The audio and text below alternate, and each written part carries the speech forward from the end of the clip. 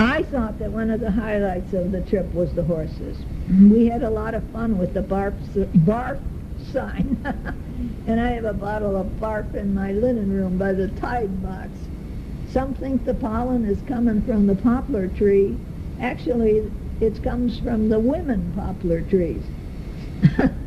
We went to the Italian restaurant, and I was waiting for the spaghetti, enough of the rice and vegetables.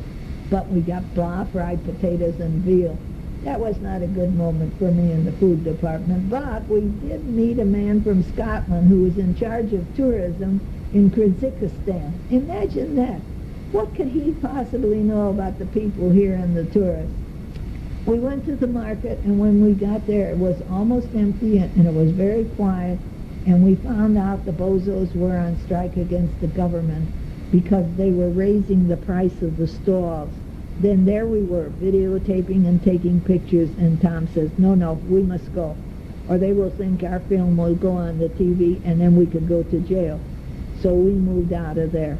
The people's average salary is $20 a month, and minimum is $10 a month, and they have to pay $1 for the stall, and they wanted to raise it, so that it was not good for the bozos.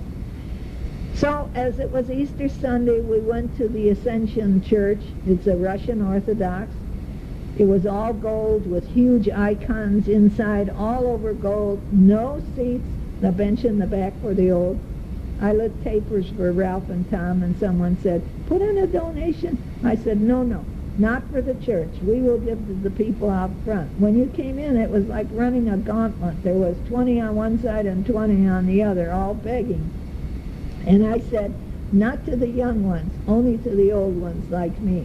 And so we did. We got little piles of money, and we gave to this one, this one, this one, this one. Thank you. They didn't say thank you, but you know what they said. We met a veteran who had all his medals on his chest, and he said a poem, and Raisa said what he said. And it was that he and other Russians gave everything for their country, and now he is old and the government will not help him. So I took his picture and gave him a nice bill. He wanted to sing me a song, but we had to go, and he smiled. Then the driver was pulled over by the police, and even though Raisa and Valentina smiled and begged and pleaded, he had to pay the police $1. I only got one ticket in 60 years of driving, and it was $110 for driving 45 in a 30-mile zone. So I would have been glad to pay the $1. We'd go to Almaty, to Otrara Hotel, that has to be somewhere, in Kazakhstan, over the border and through the high mountain pass. Trivia: Almaty means best apples. Saw the cemetery with pictures on the headstones of the Kazakhs people. In Alaska, Judy is ill today. We smell the sage and see the fields of wild red tulips and see the birds in big nests. Rucks.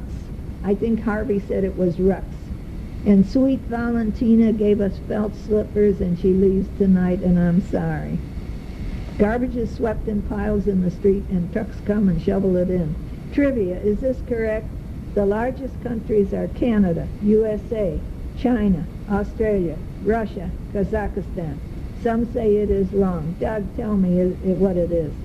And I say the skirts here are the highest I ever saw. We flew over to China, to Urumqi at the Holiday Inn, and our guide is Hamilton, or Muta.